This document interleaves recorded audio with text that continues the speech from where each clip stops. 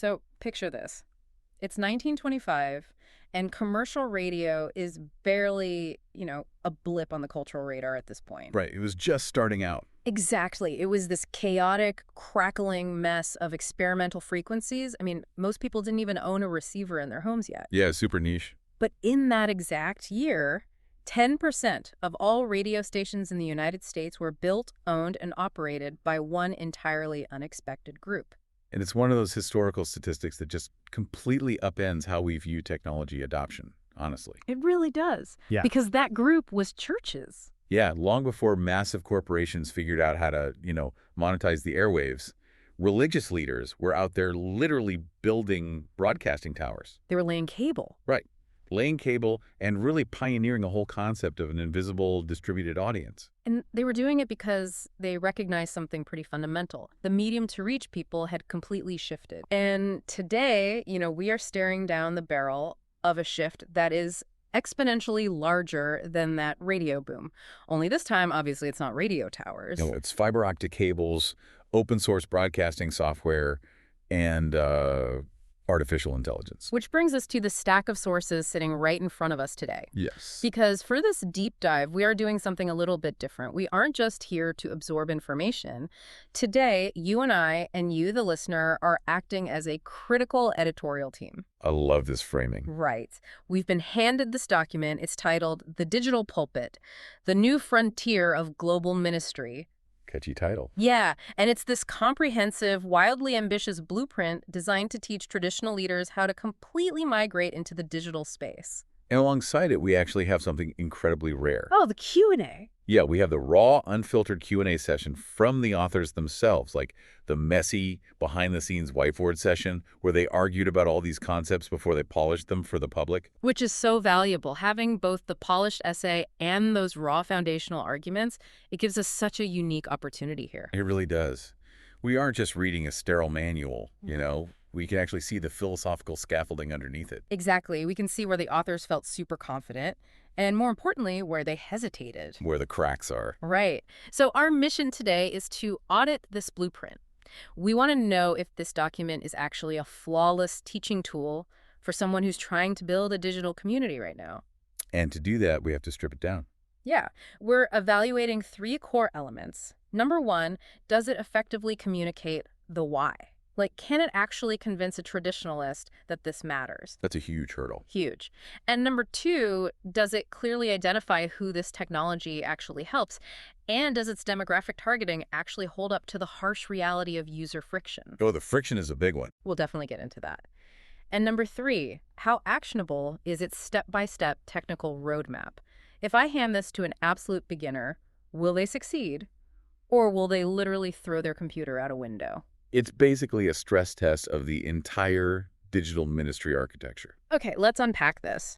Because before we even touch the technical steps, the cameras, the software, the microphones, we have to evaluate if this blueprint successfully sells the vision. Right, the why. Because if the why isn't compelling, if it just feels like some superficial marketing gimmick, absolutely no leader is going to endure the pain of learning the how. And the authors definitely knew they were facing an uphill battle here. Oh, for sure. When you ask a very traditional institution to fundamentally change how it operates, the immediate psychological response is just pure resistance. Panic, almost. Yeah, panic.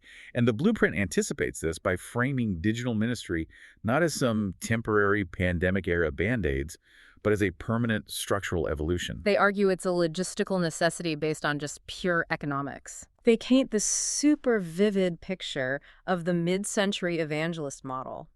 We're talking about the era of massive physical footprints. The stadium era. Yes. If a leader wanted to reach a global audience in the 1980s or 90s, they had to lease a fleet of tour buses. They order private jets. Right. Book massive stadium venues, coordinate logistical teams of hundreds of people. The financial capital required was just staggering. It was millions of dollars. You had to raise hundreds of thousands of dollars just to fly a production team across the Atlantic to reach, maybe 20,000 people for one single night? It was a model reliant on this incredibly heavy localized gravity. You had to bring the people to the event or physically move the massive event to the people. But the blueprint points out that the math has completely inverted now. Completely. Today, that exact same leader can trade the tour bus for a fiber optic cable. Yeah. They can just set up a mirrorless camera in a spare bedroom, connect to a decentralized streaming platform, and instantly reach 50,000 people across 40 different countries simultaneously.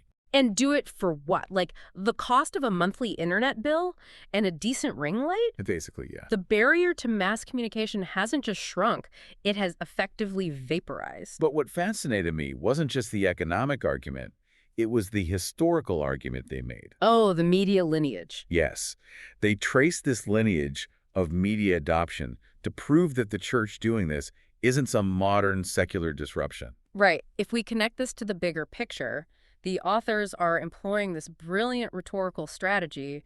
They know their audience reveres tradition. Deeply. So what do? They dive straight into the 1450s with the Gutenberg press. Which is so smart. We often think of the printing press as this sterile academic invention, Just a machine in a museum. Right.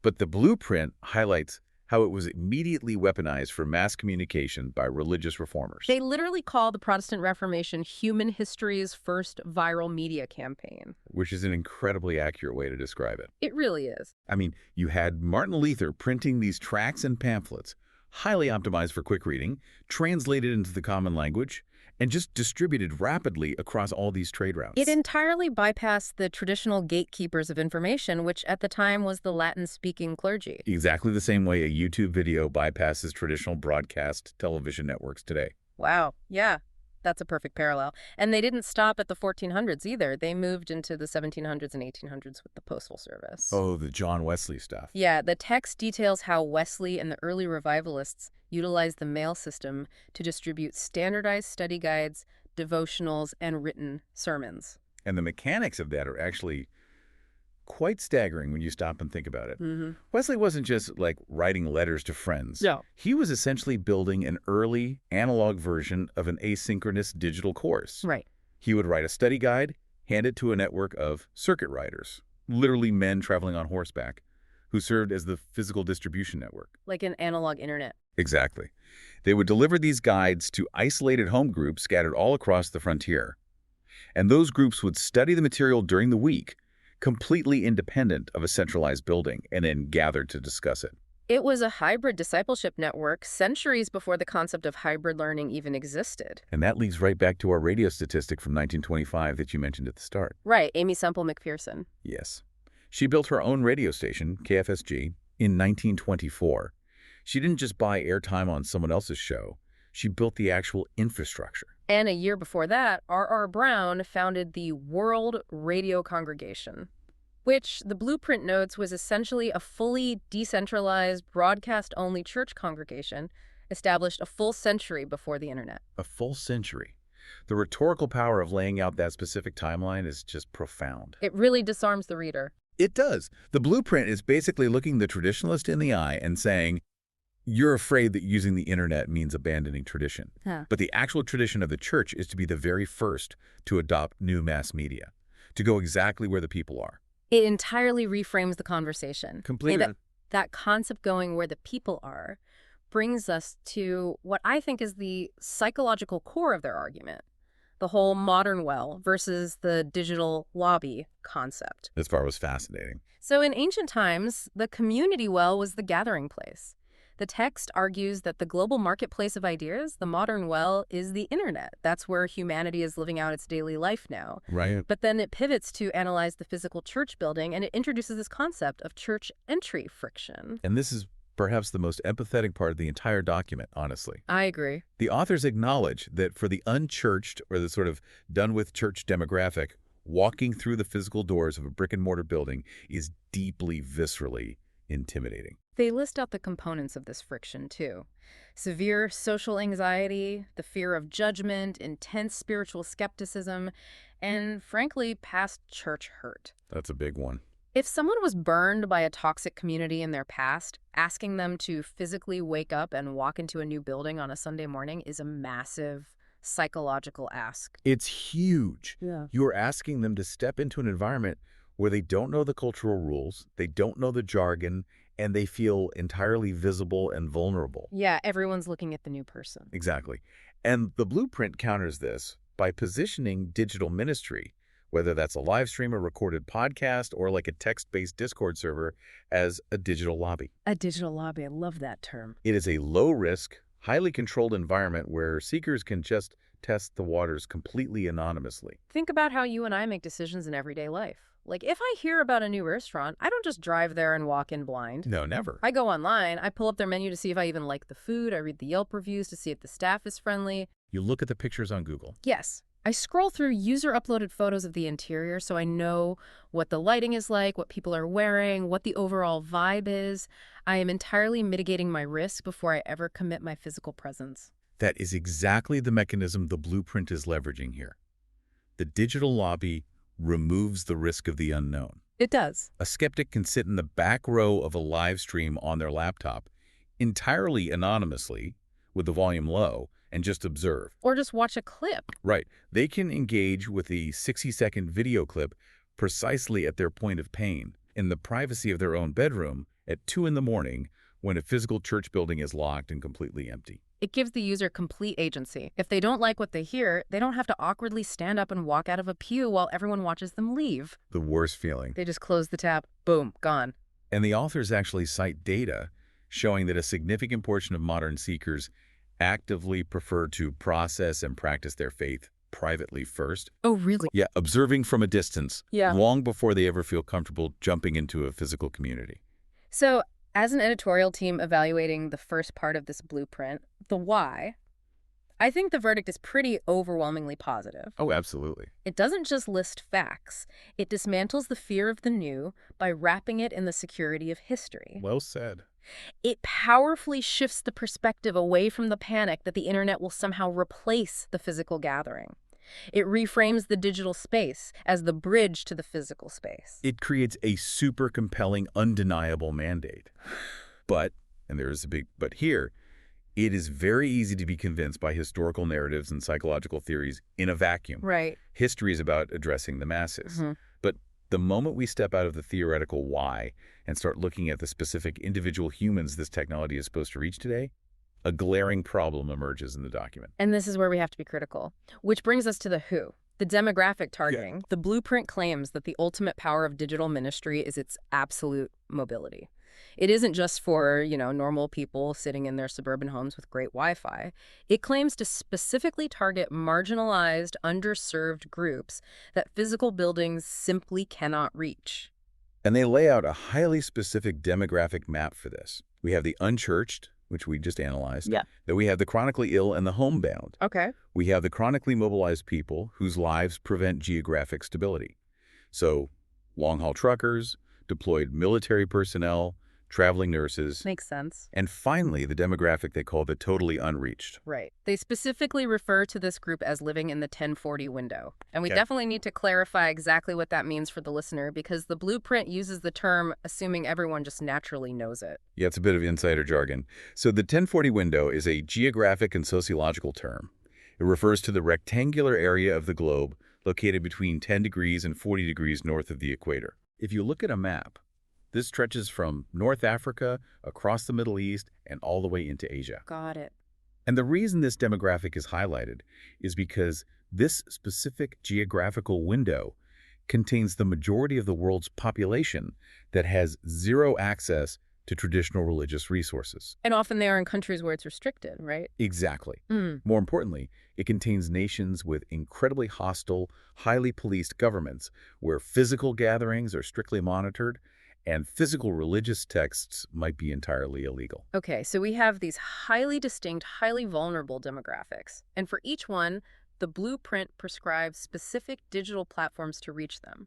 And this is where it falls apart. Here's where it gets really interesting and where my editor's red pen started coming out in full force. Let's hear it. On paper, matching a demographic to a software tool sounds innovative, but in practice, the blueprint completely ignores the reality of user friction. Let's break down the mechanics of that friction, because where is the disconnect between the platform and the person? Okay, let's start with the chronically ill and the homebound.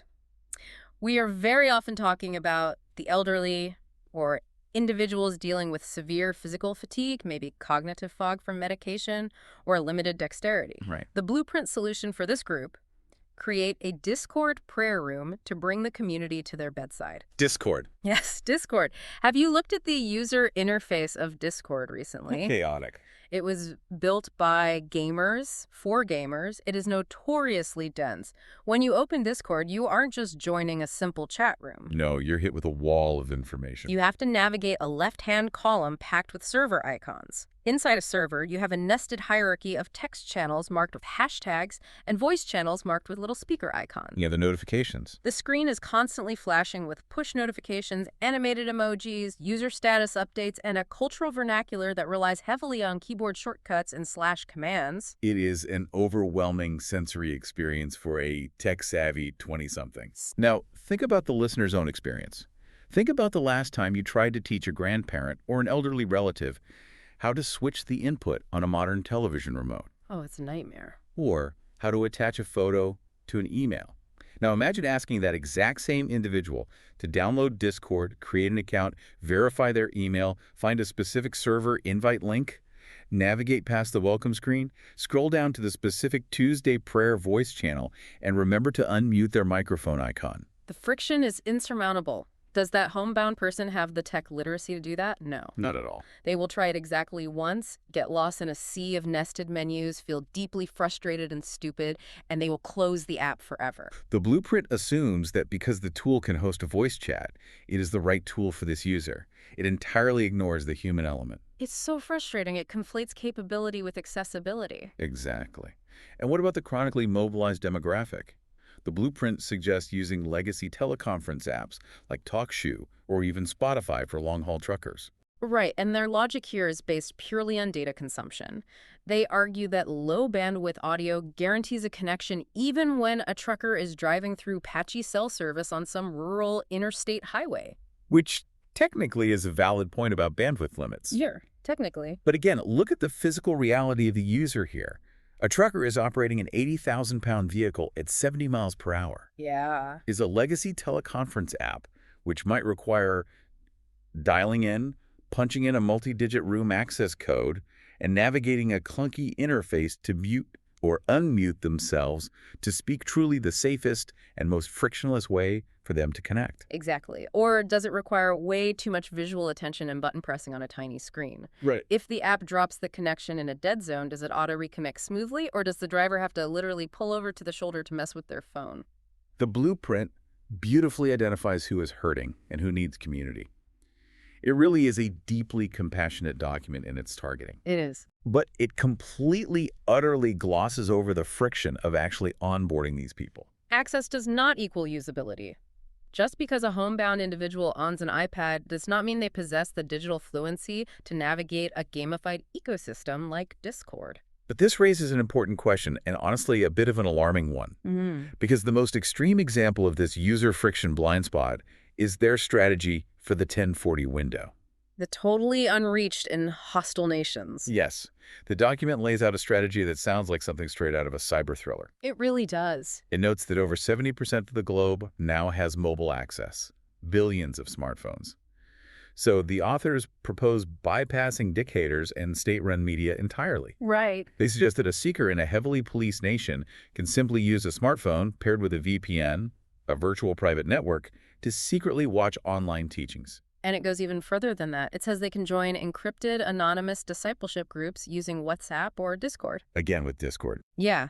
They even detail how a minister can film a sermon in an American spare bedroom, run the audio through an AI translation tool, instantly clone their voice to speak fluent Mandarin, Arabic, or Hindi, and slip that video directly into the digital pockets of these isolated seekers. The technological mechanism they're describing is revolutionary. It truly is. Mind-blowing. But it treats this entire workflow as a simple, casual software solution. It completely ignores the severe, real-world human stakes involved. This is what really worried me. It raises an incredibly important question about the reality on the ground. A VPN is basically a digital tunnel, right? It hides your internet traffic from your internet service provider, and by extension, your government. Right. The blueprint lists VPN as if it is just another fun, harmless app you download from the App Store. But if a seeker in a surveillance state is caught using an unauthorized VPN to access encrypted foreign servers, The stakes are not an error message or a locked account. No. The stakes are physical imprisonment. It's life and death. The technical literacy required to maintain true anonymity in a state that actively hunts for digital dissent is staggering. What happens if the VPN connection drops for literally 3 seconds? That's all it takes. If the user doesn't know how to configure a kill switch on their device, which is a feature that instantly cuts internet access if the VPN fails, their true IP address and activity are immediately exposed to the state monitor. And what if their phone is physically confiscated and inspected by authorities on the street? Do they know how to properly wipe encrypted chat logs? Probably not. Do they understand operational security OPSC well enough not to use identifying details in a supposedly anonymous Discord server? The blueprint just breezes past this. It is dangerously naive in how smoothly it presents the deployment of this technology in hostile regions. It assumes that because the software exists, the human execution is flawless. Which is never the case. Without a deep, robust understanding of digital security, you aren't just frustrating these users with clunky menus, you're potentially putting them in severe physical danger. So, delivering our editorial verdict on Section 2, the demographic targeting, we have to conclude that it is practically flawed. Highly flawed. It is incomplete. If the authors want this blueprint to be a flawless teaching tool, they must add a comprehensive mandatory chapter on digital onboarding and user friction. You cannot just prescribe platforms. You have to map the actual journey. Yes. You have to explain exactly how to design a simplified interface for an elderly user. You have to provide rigorous, step-by-step operational security protocols for users in hostile nations. Without that missing chapter, the demographic targeting is just an optimistic wish list. It really is. And this friction isn't just limited to the audience either. This brings us to the final and perhaps the most critical flaw in the document. Because if the user friction is high for the grandmother or the trucker, what about the creator friction for the minister? This is huge. Let's examine the step-by-step technical roadmap, the how. This is where we evaluate the architecture itself. Does the blueprint actually teach a beginner how to build and maintain this sprawling digital ecosystem? The blueprint is highly structured here. It starts by outlining 3 distinct operational models. Okay. First, we have the broadcaster model. This is the simplest tier. A traditional brick-and-mortar physical church simply sets up a camera in the back of the room, films their normal Sunday morning service, and streams it live to YouTube or Facebook. And the authors accurately call this a digital megaphone. Yeah, that's exactly what it is. It is entirely one-way communication. It just takes whatever is happening in the physical building and projects it outward into the digital void. There is absolutely no interaction. Next is the hybrid model. This is a church that maintains its physical building but recognizes the digital audience needs shepherding. Right. So they hire or appoint a dedicated online pastor. This person doesn't preach on stage. They sit in a chat room during the live stream. Interacting live. Yeah, they answer questions in real time, they offer prayer, and crucially, their entire job is to funnel those passive stream viewers into active midweek digital small groups via Zoom. It is the intentional integration of the physical gathering and the digital community. The digital space ceases to be a megaphone and becomes a two-way interactive campus. Finally, we have the digital-first model. This is the big one. This is a massive paradigm shift. This is a ministry that exists entirely on the internet. There is no physical building, no local zip code. They utilize a massive web of platforms to pastor a completely decentralized global flock. And to manage any of these models, but particularly the digital-first one, the blueprint provides what they call a matrix of content assets. Right. It attempts to categorize the sheer volume of media a minister needs to produce on a weekly basis. They divide this matrix into 2 columns, deliverables and venues. But they don't just list them, they actually explain the psychological funnel behind them, which I thought was smart. Yeah, the funnel is clever. For deliverables, you have short-form, clips-think, 60-second vertical videos. These are highly optimized for algorithmic discovery. The only goal is just to grab attention. Just a hook. Right. Then you have medium-form audio, like a 30-minute podcast episode, designed to build trust during a morning commute.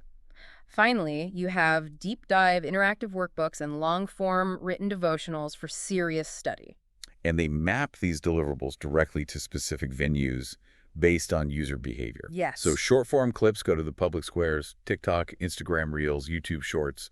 The medium-form audio goes to Spotify or Apple Podcasts. Exactly. And the deep-dive study materials are housed in private, intentional community rooms like Substack for reading or Discord for discussion. The underlying mechanism they are teaching here is a content funnel. You film one deep 40-minute teaching.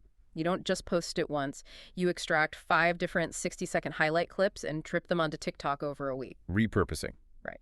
A user scrolling TikTok stops on the clip, feels seen, and clicks the link in the bio. That link routes them to the full audio podcast on Spotify. After listening to the podcast for a month and building parasocial trust, the minister invites them to subscribe to a Substack newsletter for daily reading, which eventually routes them into a private Discord server where they can actually meet other humans. It is a brilliantly conceived, integrated ecosystem. It understands exactly how modern digital consumption works. It does. It really does. But then we look at the actual technical roadmap the blueprint provides to build the engine for this ecosystem. And this is where my editor's red pen completely ran out of ink. Let's examine the transition. How do they suggest a beginner start building this? They start with a concept they call absolute mobility, which I actually loved. They tell the absolute beginner, don't buy expensive gear. Just take the smartphone you already own, put it on a $20 tripod in your living room, and use mobile-first broadcasting apps. Right, they list tools like Streamlabs Mobile, Switcher Studio, or Lyrics Broadcaster. This is highly actionable advice. These apps are specifically designed to be all-in-one solutions. The phone acts as the camera lens, the audio microphone, the internal video encoder, and the broadcast transmission tower, all simultaneously. It's amazing. It completely removes the financial and technical barrier to entry. You push one big red button on your screen, and you are live globally. Exactly. If the roadmap stayed on that trajectory, it would be flawless. But it doesn't. But then the blueprint introduces the PC setup. It jumps directly from push the red button on your iPhone to download and configure OBS Studio. OBS, Open Broadcaster Software. For the listener who hasn't encountered this, OBS is an incredibly powerful, completely free, open source piece of software. It's industry standard. It essentially turns a standard desktop computer into a high-end television network production control room. And the blueprint accurately describes the massive vocabulary of OBS. It explains how to build scenes. A scene is a specific visual layout. So you can build a starting soon scene with a countdown timer and background music. Then, with a click, you transition to a full-screen camera scene for direct eye contact. Okay. Then, you can build a highly complex teaching mode scene, like a split-screen layout where your camera is on the left and a digital Bible text or live sermon notes are scrolling on the right. The text even dives into audio engineering. It tells the user to apply built-in digital audio filters to a standard USB microphone. Oh, yeah. It casually mentions adding a noise suppression filter to surgically remove the hum of an air conditioner and an audio compressor to automatically level out the volume so if the minister suddenly shouts, the audio doesn't distort and blow out the listener's eardrums. It sounds incredibly professional. It sounds professional, but it completely, utterly skips the brutal reality of the learning curve. It's massive. Moving from a mobile app on an iPhone to OBS Studio isn't just an upgrade. It is like going from driving a standard automatic car to suddenly being asked to build a combustion engine from scratch, out of loose parts, while you are currently driving down the highway. What's fascinating here is the massive underlying assumption the authors make. Because OBS Studio is open source and free to download, they assume it is frictionless to operate. Free does not mean easy. No, it doesn't. The blueprint tells you exactly what OBS can achieve, the split screens, the clean audio, but it provides absolutely zero instruction on the how. It doesn't explain the mechanics of video routing at all.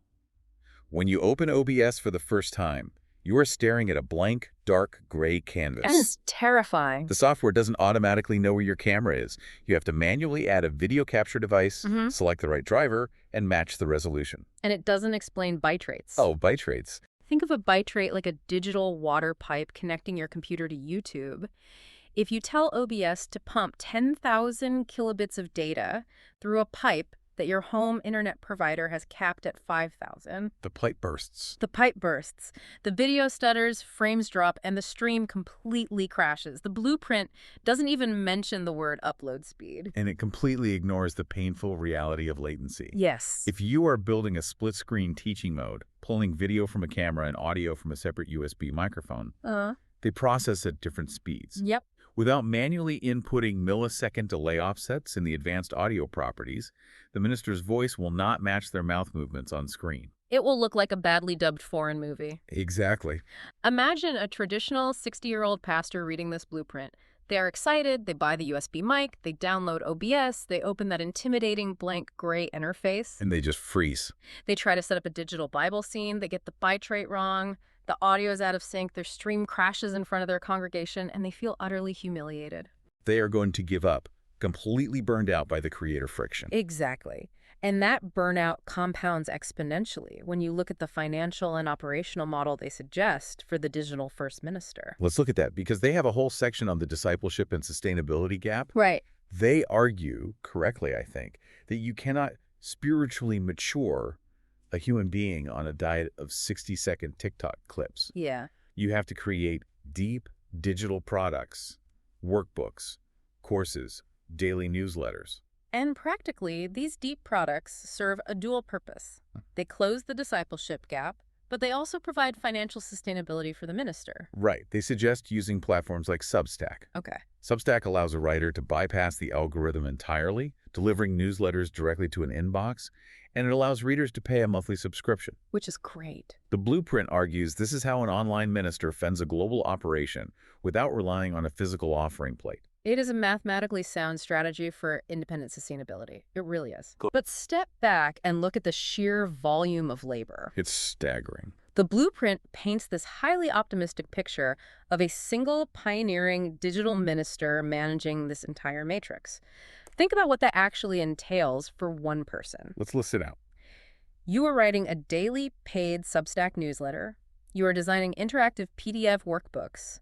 You are moderating a dense, chaotic Discord server full of people with complex emotional needs. All day. You are editing your own vertical short-form video clips to feed the TikTok algorithm. And you are expected to operate a flawless live broadcast using complex open-source software like OBS. It's an illusion of scale. Yes. The blueprint treats this matrix of assets as a seamless, automated workflow. It barely acknowledges that managing that specific stack of platforms is the equivalent of working 3 full-time jobs. At least 3. You are the IT director, the social media manager, the graphic designer, and the audio engineer. When is this person actually supposed to study, rest, or counsel a human being? The creator friction is fatal. So what is our editorial verdict on the technical roadmap, the how? The vocabulary is comprehensive. It accurately identifies the landscape of tools available today. But as a step-by-step teaching guide, it fails. It desperately, urgently needs what I would call a middle-tier step. The document cannot jump from a smartphone to a television control room.